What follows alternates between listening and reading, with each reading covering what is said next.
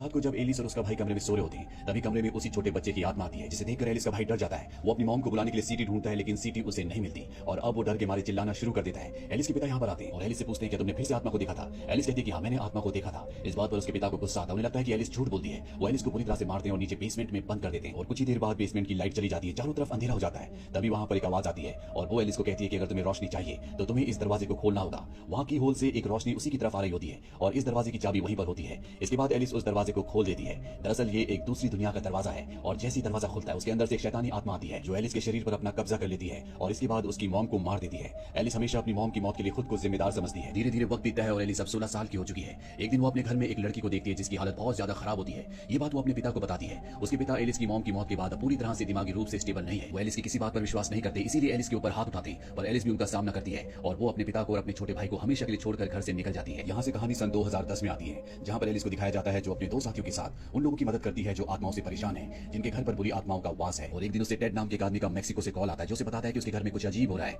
Alice अपने दोनों साथियों के साथ वहां पर पहुंच जाती है और वो देखती है कि ये वही घर है जिसमें बचपन में वो अपने माँ बाप और अपने छोटे भाई के साथ रहा करती थी, जहाँ पर उसकी मॉम की हत्या हुई थी। अब वो इस घर की इन्वेस्टिगेशन करना शुरू करती है। यहाँ पर इनके बचपन की बहुत सारी चीजें ज्यों की त्यों होती है क्योंकि कई सालों तक इस घर में कोई भी नहीं था। यहाँ पर एलिस को सीटी भी मिल जाती है जो बचपन में एलिस की मॉम ने उसके छोटे भाई को दी थी ताकि जब भी उसे डर लगे तो वो सीटी बजाकर अपनी मॉम को बुला ले। और आखिरी बार उसे सीटी नहीं मिली थी और अब सीटी एलिस के पास है। वो इसकी एक फोटो खींच लेती है और तभी कोई आत्मा उस पर हमला करती है और सीटी उससे छीन लेती है। अब एलिस अगली सुबह एक कैफे में जाती है जहाँ पर उसे दो लड़कियां मिलती है। वो उनसे बात कर ही रही होती है कि तभी वहाँ पर एक आदमी आ जाता है और ये एलिस का छोटा भाई होता है। एलिस का भाई आज तक उससे नाराज होता है क्योंकि वो उसे अकेला उसके पिता के पास छोड़कर चली गई थी जो कि उससे बहुत ही गंदी तरह से बिहेव करते थे। इसीलिए वो अपनी बहन से बात किए बिना यहाँ से निकल जाता है और एलिस उसकी बेटी को सीटी की फोटो देती है जो बचपन में एलिस की मॉम ने उसके छोटे भाई को दी थी और कहती है कि ये अपने पिता को दे देना। इसके बाद वो वापस रात को अपने उसी घर में आती है जहाँ पर वो इन्वेस्टिगेशन करने के लिए आई है, जहाँ पर वो बचपन में अपने परिवार के साथ रहा करती थी। यहाँ पर अब सीटी की आवाज आती है जो कि दीवार के पीछे से आ रही होती है पर ये दीवार नहीं बल्कि एक दरवाजा होता है। वो अपने पिता की चाबियों के गुच्छे में से एक चाबी निकालती है और दरवाजा खोलती है तो वहाँ पर उसे वही सीटी मिलती है जो रात को एक आत्मा ने उससे छीन ली थी। यहाँ पर एक लड़की भी होती है लेकिन ये एक असली इंसान है जिसे यहाँ पर बंदी बनाकर रखा गया है। दरअसल जो आत्मा एलिस और उसके साथियों को यहाँ तक लाई थी वो एक अच्छी आत्मा थी,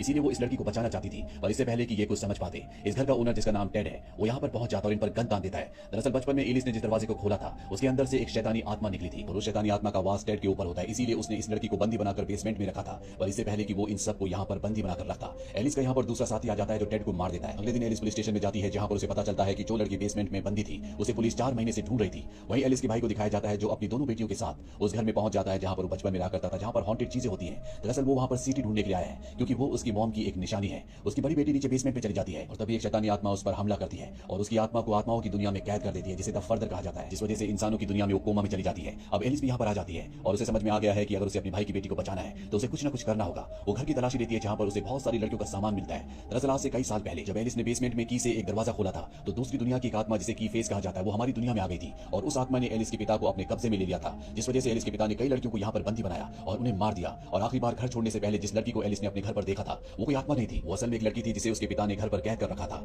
अब यहाँ पर एलिस किसी भी कीमत पर अपने भाई की बेटी को दूसरी दुनिया से वापस लाना चाहती है। वो घर पर इन्वेस्टिगेशन करना शुरू कर देती है और जब वो एक सूटकेस खोलती है तो उसके अंदर से की फेस निकलता है और वो उसकी आत्मा को भी फर्दर में यानी कि आत्माओं की दुनिया में कैद कर लेता है। उस दुनिया में जाने के बाद एलिस को अपने बचपन का रूप दिखता है। छोटी एलिस अपने भविष्य के रूप को बताती है कि उसकी फेस के पास ऐसी चाबियां हैं जिससे वो दूसरी दुनिया को और हमारी दुनिया को कनेक्ट कर सकता है और उसे कनेक्ट करने के लिए जो दरवाजे खोलने होते हैं उसने वो सारे के सारे दरवाजे खोल दिए हैं। बड़ी एलिस अपने छोटे रूप से कहती है कि तुम्हें डरना नहीं चाहिए, तुम्हारे अंदर बहुत सारी शक्तियां हैं। और तभी उसके पीछे से की फेस आता है और उसे पकड़ लेता है। वही इंसानों की दुनिया में एलिस के भाई की दूसरी बेटी को दिखाया जाता है जो बताती है कि उसके अंदर भी ऐसी शक्तियां हैं जिससे वो आत्माओं की दुनिया में जा सकती है। और अब वो एलिस को और अपनी बहन को बचाने के लिए आत्माओं की दुनिया में पहुंच जाती है जहां पर उसे उस लड़की की आत्मा मिलती है जिसे आज से कई साल पहले एलिस के पिता ने कैद किया था, जिसे एलिस ने एक आत्मा समझ लिया था। और वो एलिस के भाई की बेटी को बताती है कि तुम्हें इस दरवाजे के पीछे जाना होगा और मैं तुम्हारे साथ नहीं आ पाऊंगी क्योंकि वो मुझे दोबारा से कैद कर लेगा। एलिस के भाई की बेटी दरवाजे की दूसरी तरफ जाती है जहां पर बहुत सारे सेल्स होते हैं। वही हमें एलिस को दिखाया जाता है जो उन्हीं सेल्स में से एक सेल के अंदर होती है। तभी वहां पर की फेस आता है और वो दूसरे सेल का दरवाजा खोलता है जिसके अंदर से एलिस के पिता आते हैं। एलिस अपने पिता से नफरत करती है क्योंकि बचपन में वो उसे बहुत मारा करते थे। की फेस एलिस को एक स्टिक देता है और कहता है कि तुम अपना बदला ले सकती हो।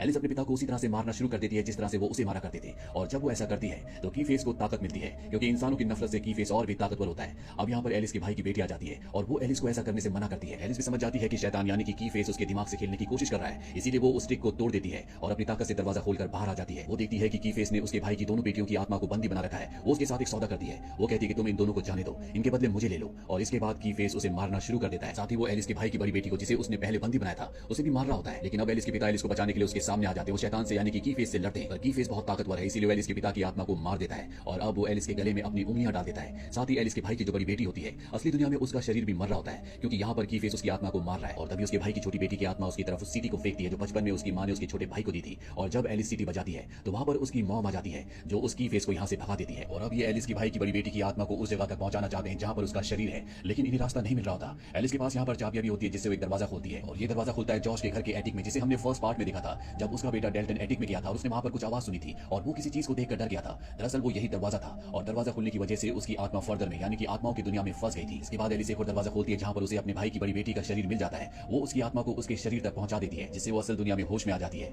इसके बाद एलिस अपनी मॉम की आत्मा के गले लगती है, वो उनसे अलविदा लेना चाहती है। एलिस की मॉम एलिस से कहती है कि कभी भी मेरी मौत के लिए अपने आप को जिम्मेदार मत समझना, इसमें तुम्हारी कोई गलती नहीं थी। और इसके बाद वो आत्माओं की दुनिया में चली जाती है। एलिस और एलिस के भाई की छोटी बेटी भी वापस अपने शरीर में आ जाते हैं। ये सब जख्मी होते हैं, इसीलिए इन्हें हॉस्पिटल ले जाया जाता है जहां पर एलिस का भाई भी आता है। एलिस अपने भाई को उसकी मॉम की सीटी देती है जो बचपन में एलिस की मॉम ने एलिस के छोटे भाई को दी थी। अब इन दोनों के बीच में सारे गिले शिकवे पूरी तरह से